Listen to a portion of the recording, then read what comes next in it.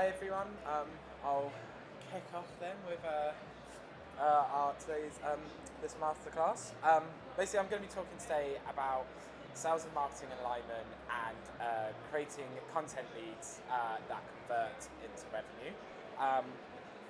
So I'll give like a brief idea of like kind of the way I'm going about it and the structure and where all the thoughts and ideas have come from this. It's kind of started all about around our own journey in Cognism, and you know how we got to like creating sort of a content engine and a repeatable marketing engine, and creating leads that then led to revenue, and all the findings that we've gone along with that, and then where we've ended up today.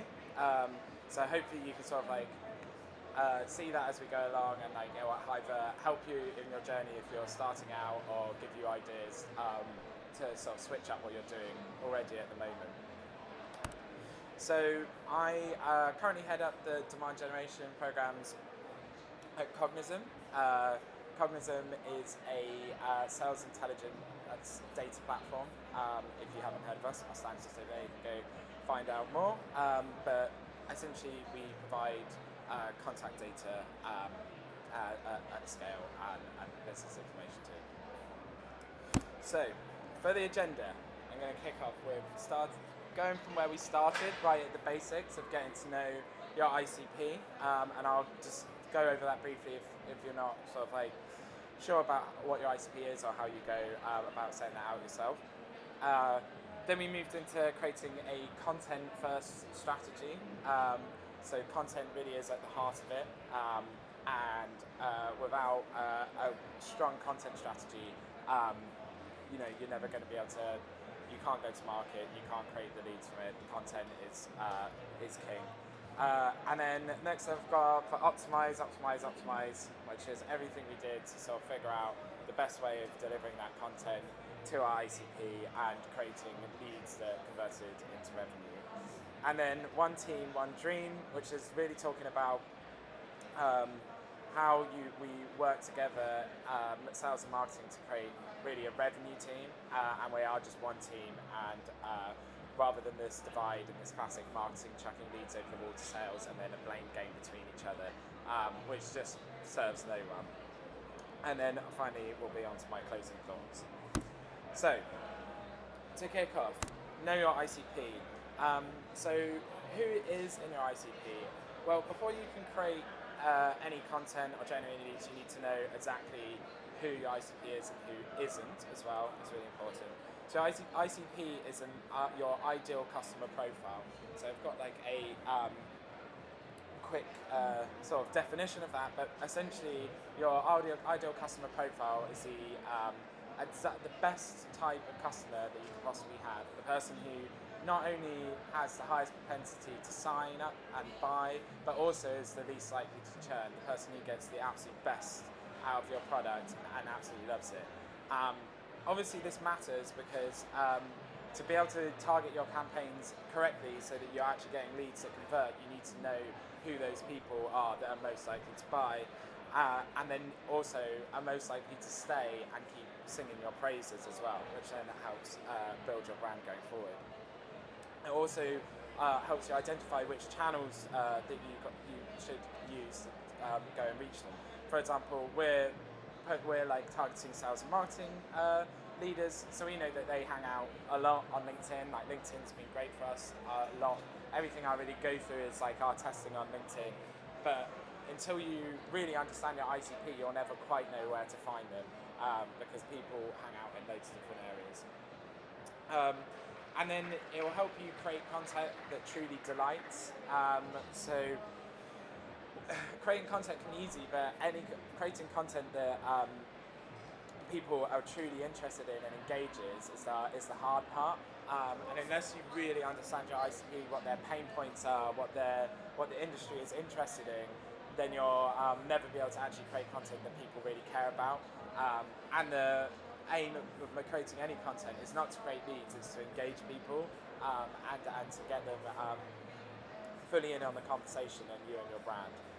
And there again, build brand awareness where it matters most. So we've all got like limited budget.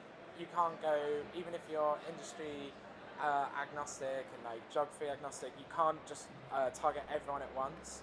You want to drill down and create brand awareness where it matters. So it seems to those people that you're absolutely everywhere, and then the people that don't matter so much, maybe you're not, you haven't got such great coverage, but your real ICP, they'll see you absolutely everywhere, and that's where you want to build that brand.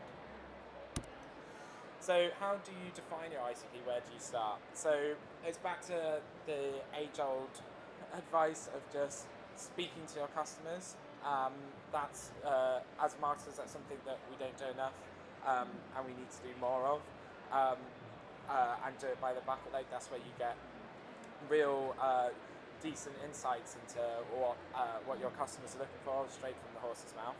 So identify your super users. So these are the people who love your product and use it the best and really get the most out of the functionality. And then once you've identified them, interview them, and then analyze the data afterwards. That's all the qualitative data, and then you can take quantitative data of analyzing usage and et cetera and stuff like that. And then once you've got all of that information, you can create a template which includes all of the information about your ICP, including the industry they're in, the geography, company size, their budget, pain points, and business goals, etc. And then you should come out looking like something like this. This is what we built. This is actually in the earlier days, and I'd say ICP is like expanded massively since then, but we started off narrow because you want to put all your resources into the best place possible. It's also important to say that we did this sort of review quarterly, so this changes as well. You shouldn't, otherwise you create a self-fulfilling prophecy. So you need to like constantly be reviewing it. You can be not just reviewing, the customers coming in, but you can be like testing. You should be testing new industries and stuff, either through your outbound team or through your marketing efforts. So we've structured it so you've got your it's like RAG status, your red, amber, greens, and the reds are the industries there that I would not just not include but actively exclude, so that we know that they aren't likely to sign or sign up for the products, and even if they do, they're maybe really likely to churn, and therefore they're not good for the business in any way, shape or form. Not in the current iteration of the product itself. So obviously that could change, and that's why you've got to review this sometimes. So we exclude them actively, and then we have the ambers, which we do a bit of testing around, maybe include them in some campaigns, see how they do, but they're not in absolutely everything, and we're not going to double down massive efforts in them and put the majority of our budget into it. And then obviously the greens, where that's your bread and butter. That's where you really focus and you really think about how you can target them best. So for us, the factors that we considered here were like renewed customers per company size. And then looked at also company by industry, which you can obviously see over the RAG status. For us, TAM size is important because we're selling data, so it's important to know how well we can serve them. And then we've got an ease of acquisition score that we provide each of them, and the average contract value. And then all of those factors can add up to give a score to where they appear in the RAG status. So once you've devised this, you know who you're targeting, you know who is in your ICP. Then you need to start thinking about creating the content for them that is really going to get them interested and really grab their attention. So, a content-first strategy. So give your ICP what they want. So do the research and find out what your ICP are reading and talking about, what keeps them up at night, and then center all of your content around it. So again, best way to get this sort of information is to speak to your customers. You can also listen to sales calls as well to get to do this sort of easier. It's sometimes hard to set up those interviews and meet your customers. And listening to sales calls is like a really easy way to get some like the pain points of prospects straight away.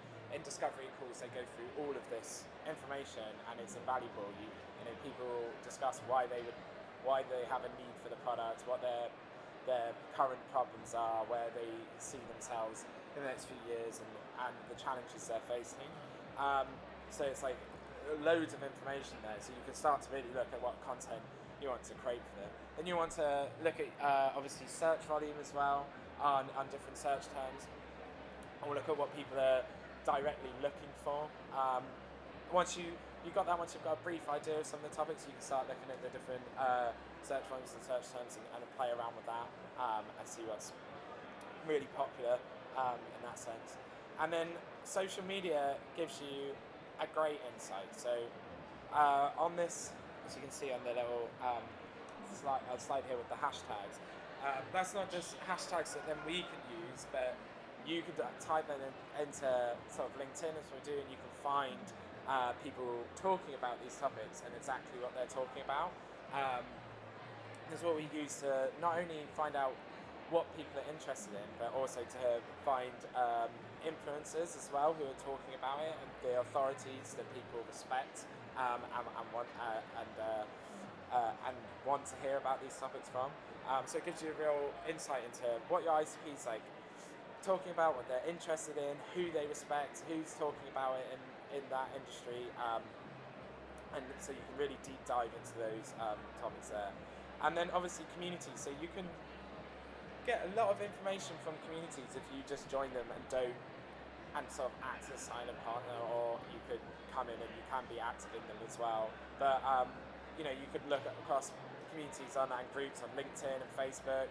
Some of them you might pay to join, but they're well worth to give you sort of ideas about what your ICP is really interested in and concerned on, and what's the forefront. And then also there's other ones where you can we jumped into Reddit.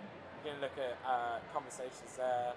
We recently we joined a Discord chat for sales as well, and there's loads of Slack channels as well where people are talking about all of the pain points they struggle and trying to share ideas with each other and the things that they're interested in. So there's like a whole way of like either actively speaking to people or sort of spying to find out what's to get like a grip on what's important to your ICP.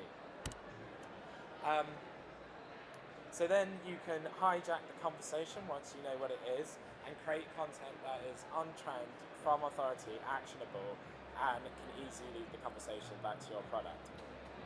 So starting from the slide we've got, we have like a topic that we found has just done really well, and it's sort of a gift that keeps on giving for sales development, which is cold calling. That's what like an ad for a guide that we created, and there was a lead gen form on that to collect leads. And as you can see, like we've got like a number of likes in there. I think it's 94 and a whole load of comments. And because it's a topic that everyone's interested in, all of a sudden people are commenting and talking on your ad, and you really know that then you're sort of hitting the mark. And all that social proof also helps your ads performance. And then we've also, another topic we're looking at for marketers is demand marketing, and this whole move toward looking at sort of like dark funnel and dark social, and not looking at sort of attribution and really just creating demand in your space rather than lead gen. This conversation is sort of led by Chris Walker in the United States, and he's sort of really leading it. So we've had him on a podcast, hijack that conversation a bit. People love him. If he comments on anything on LinkedIn, he gets like 50 likes out of nowhere, and like hijacking the conversation there and taking that authority and using it is like a great way to create content that people are interested in, and it's a great association with your brand. And the same goes for Josh Braun. He's got a whole, he's a sales trainer, got a whole different take on how sales development reps should operate, and different techniques in cold calling. And we had him on a webinar, and that webinar instantly, because of how popular it is, immediately got over 1,000 sign-ups.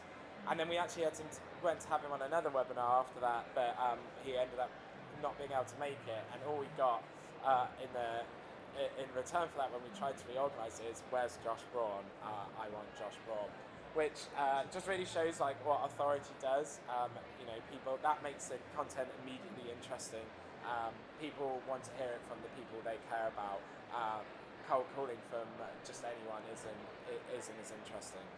And then again at the end we've got another one, another piece of cold calling content we put out from Charlotte, who's an SDR for Salesloft, and she sort of built her own little profile on LinkedIn and become sort of a mini influencer in the UK, and so we were able to use her to create different snippets of quotes from the webinar as well, which went down really well, and you can see all the engagement and comments in there as well.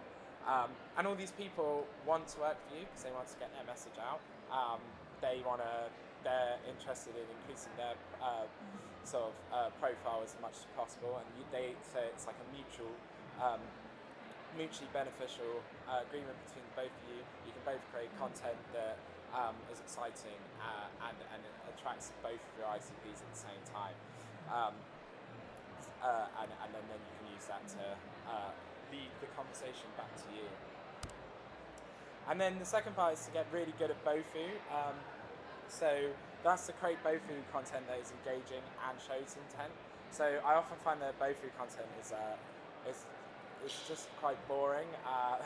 People just create like a product sheet or something really bottom of funnel and basic, and we send it out and we expect anyone to read it, but no one does, because no one's interested in that unless they're at the right late stage of like are literally about to buy and they really need to know some product information.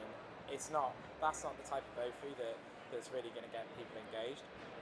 So actually, on the far side, we created a TAM calculator, which is like a mini version of our tool, which allows people to create to get a estimate of their total addressable market. So it's a little interactive tool.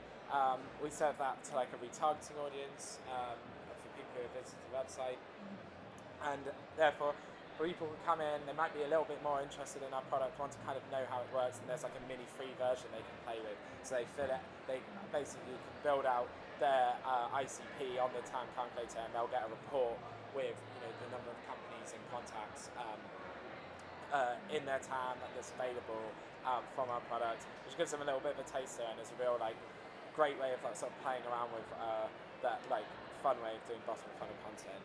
Then in the middle we've got a case study Bible.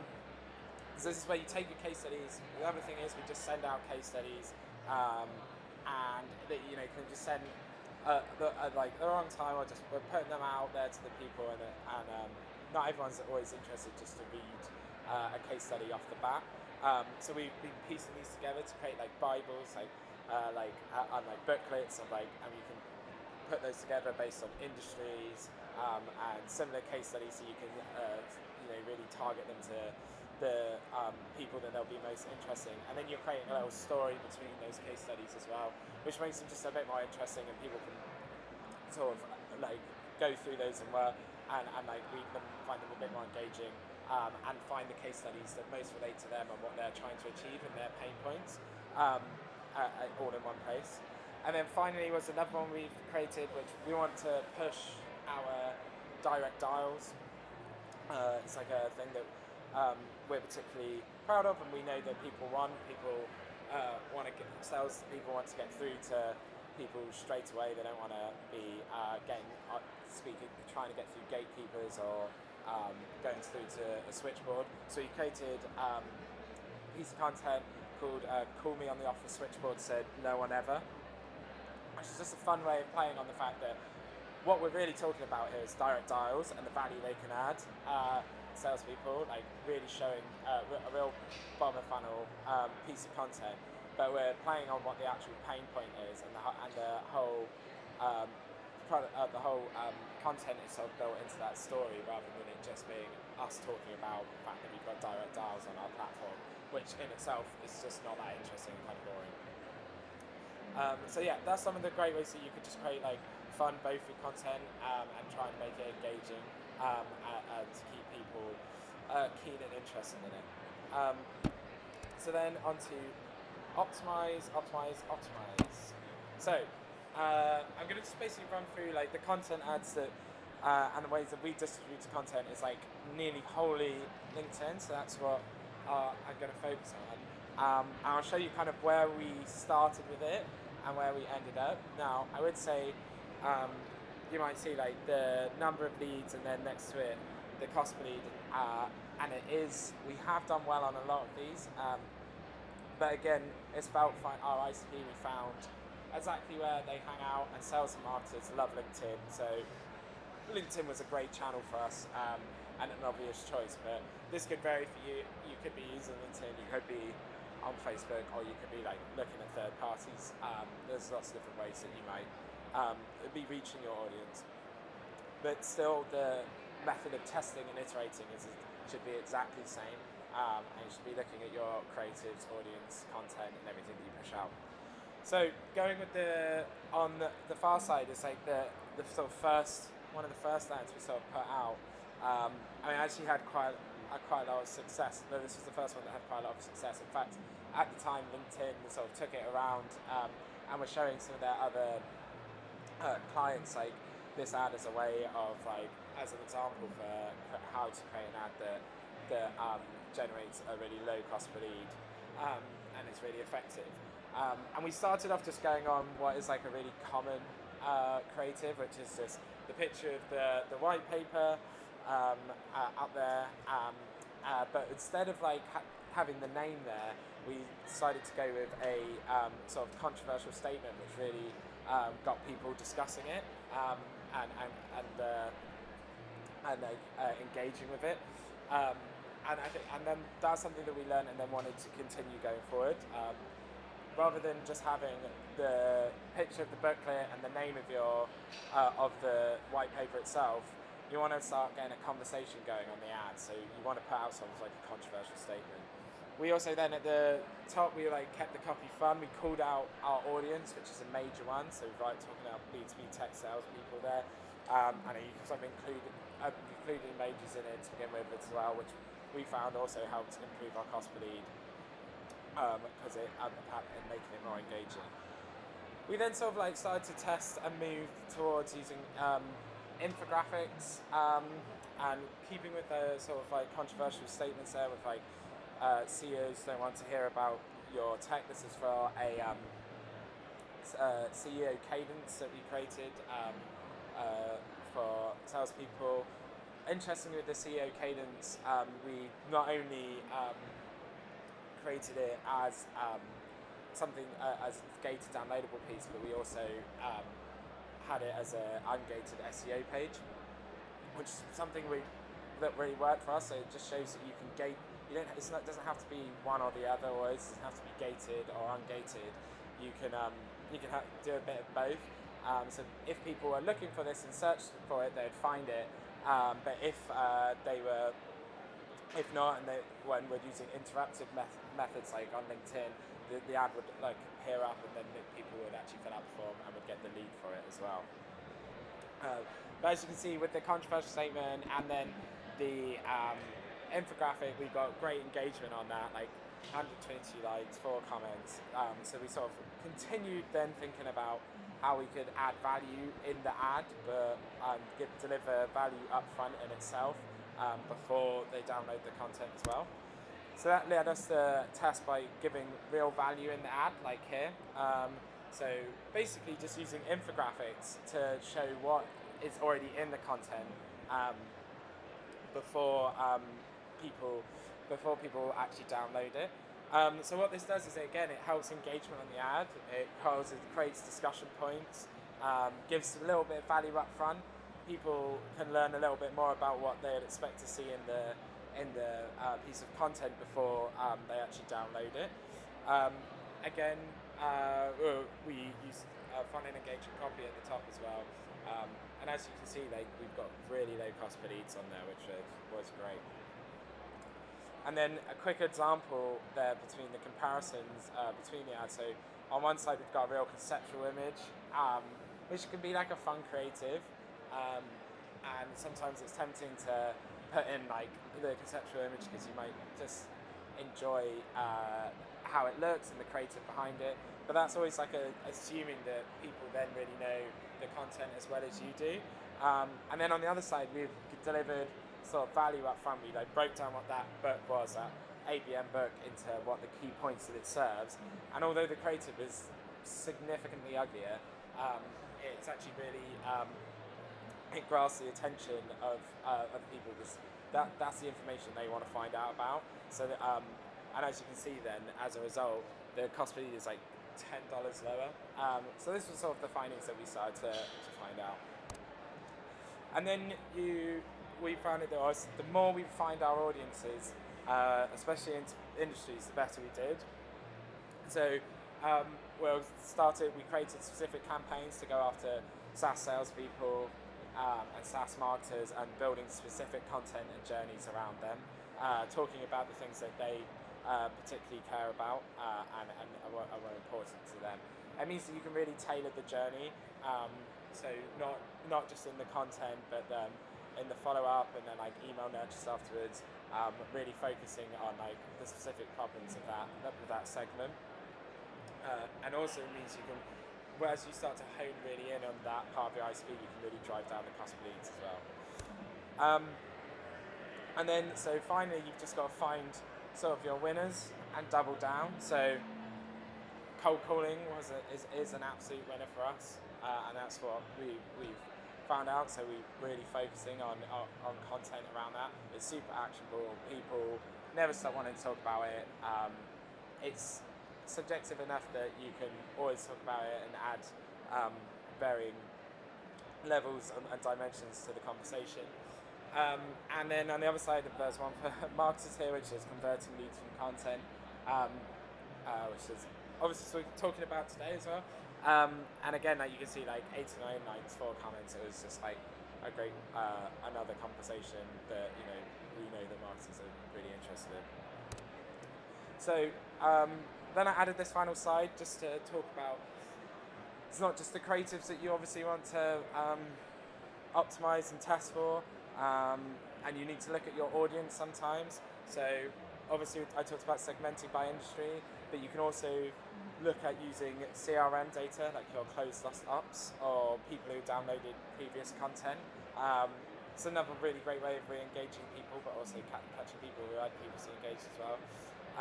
On LinkedIn, you can retarget people based on content downloads or whether they even clicked on the lead gen form. I think you can do that on Facebook as well.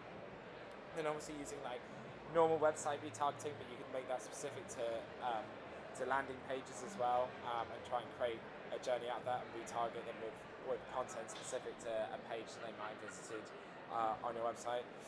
Video retargeting, so we promote a lot of videos as well, like ungated content, and you can then retarget those videos with more relevant lead gen content as well. So you could promote a cold calling video followed up with like a cold calling white paper, for example, in that retargeting audience.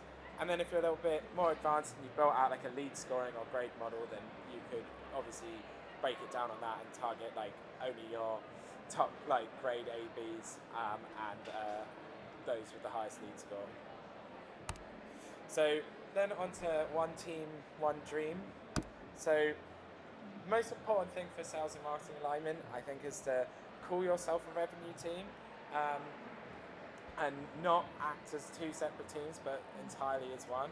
So to do that, like sales and marketing should have the exact same goals, and have the same targets, and be ideally completely both focused on revenue. If sales have a revenue problem, I have a revenue problem, and it's one person to blame for that problem. We've got to work through it together. I'm not just handing over leads and then forgetting about it. I've got to own it up to the end, and look at like the meetings booked and meetings attended just as much as they are, and pipe. So one way we did this that really helps is to create like a specialised role, which we work called the marketing development rep, whose sole job is to follow up on marketing leads, both content and inbound. And what's important about that role is that it's a promotion within the sales org. So you don't just have newbies coming in there and starting. It's like people. So it's a way that they maybe if an SDR's coming in, they move up to an MDR before they're able to move on to an AE. So they really get to understand the value of marketing and marketing leads in the organisation. And their compensation is entirely aligned to marketing targets. So their goals, to get their max compensation, they're trying to achieve exactly what I'm trying to achieve. So we're completely aligned and can move as well. And then the other thing, and I'll talk about some of our meetings, is just to over-communicate and constantly talk about and feedback, what we're doing in marketing and get feedback from them on what they are maybe having problems with and maybe what's not working on it for them. So at the top is like, for example, we created an SDR directory, which we've got all the different pieces of content that we're possibly pushing out with a link to the content there, and next to it a little blurb so that they can know what the content is about quickly. So if they're picking up the phone and speaking to someone, they can talk about it semi-confidently or lead it into a conversation that they wanted to go. And then at the bottom, we also write their sequences for them. Now this really worked for us, and it's like obviously you have to have a big enough team to, and it's very generous. Is that we were then able to see like what and looked and test and see what sequences work best.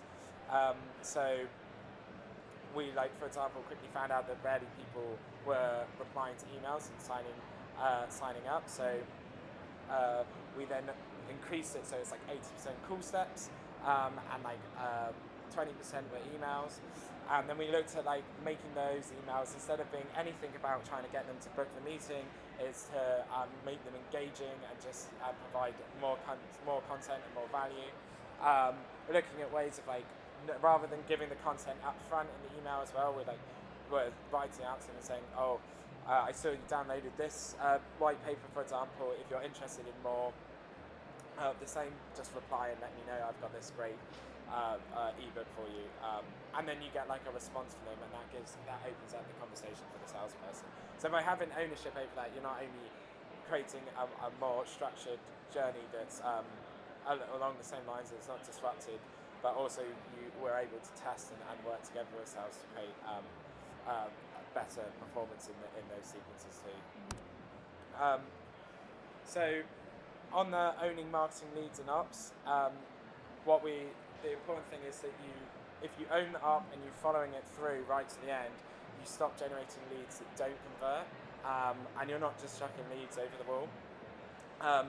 And to do this, we have these meetings with sales, and we really go through like our meetings booked, meetings attended, our sales qualified opportunities, which is a way for us to sort of get a good feel of what's in the pipeline and coming up.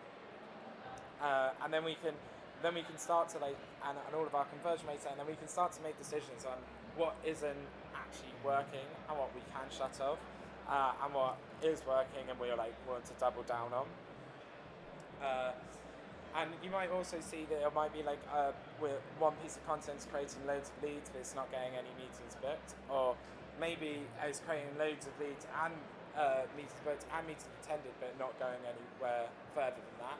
And none of those things are something you want. You don't want just endless rubbish MQLs, nor do you want to be filling up your sales team with a ton of meetings that don't go anywhere either. So you can really start to inform on like what's working for you and what isn't, and then you shut it off if it's not, and start again and double down. And you can look at follow-up daily and set SLAs. So we have strict SLAs around following up of inbound inquiries and content lead follow-up. So at the bottom here, we've got like a report that gets sent around. It's our untouched inbound inquiries report, and it shows how many leads have not been actioned by MDR on what is a crucial first step for us, which is to pick up the phone and call.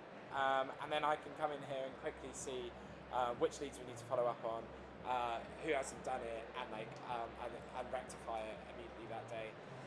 And then we've also got it as a sales report there on the dashboard, which would sit, so I can come in and see it there as well. Then it's to create Slack channels as well. So we have a revenue Slack channel. I have a Slack channel with the NDRs and inbound reps, just to go over and quickly, so we can quickly talk to each other if there's any problems, and they can report back to me with anything they need as soon as needed. And then we have regular meetings. So I do not only have a meeting with the sales directors and leadership in sales to get their feedback from them and discuss the numbers, but also from the MDRs and inbound reps, so that I can hear from them any of their concerns and get more of that qualitative feedback as well on what they think is working and how to find out how their conversations are going. And then the best advice really is to then listen to the feedback and act on everything that you can control. So sometimes it's easy to maybe see the feedback, see the numbers, and then point the blame back to sales and say, well, I know why this isn't working because they're not following up on it, or that's a problem on their side. I know what we're doing is good. But actually, you can come away and you can always try and make tweaks to your audience, to the creative, to the content you're serving, or whether you shut it off entirely and start again. And then you can always make those changes to test and then see if that makes a difference, rather than hanging around waiting and suggesting that someone else needs to change before you do. So after all of this, you get to a point where you start to maybe see that generating just a number of MQLs isn't what you want. You really want to be creating leads that turn into revenue, and whether those are gated content leads or not, or whether those are your best successes found through direct inbounds, which actually have some intent to them, and then that will inform your content strategy going forward. So it's what content do you gate, and which content do you leave ungated and promote to try and drive direct inbounds as well. And there might be some content that you do find works gated and in certain industries and in certain segments, and then you'll continue to do that. But then other times you'll start to realise that, this piece of content hasn't worked out gated. That doesn't mean I stop promoting the content. That means I maximise consumption of it and really try and get it out and push it out ungated. And for example, we found that with SMB businesses, our gated content was just swelling the AEs with meetings, and it wasn't really providing any revenue for us, so we shut it off entirely and now promote all of our SMB content ungated to drive direct demand to the website. So you've got to get really good at closing existing demand, and I think part of that is by having that specialised role, like an inbound rep that is really incentivized to follow up on the inbounds that come in, and to have tight SLAs that they have to follow, and their compensation is aligned to that. Don't be afraid to shut off what doesn't work. Leads look nice, but they literally don't mean anything if it's not turning into revenue for the business. And to ungate the content, like I said, that doesn't work for lead gen, but doesn't mean that piece of content is worthless. Quite the opposite. And then use that content to try and drive high intent inbound demand. So closing thoughts. Sign up to a revenue target as the number one starting point, and then invest in authoritative content, popular and relevant. Test constantly, and never stop testing. And don't be afraid to do something that to stop something that doesn't work. That's a real number one for me. Over communicate with sales and work with them as one team. And just remember that all the content you created is not just for lead gen. Thank you very much. I think it's time for any questions. And final slide as well, just a little plug, is that we're hiring. So if you know anyone, let us know, or if you're interested. Thanks, guys.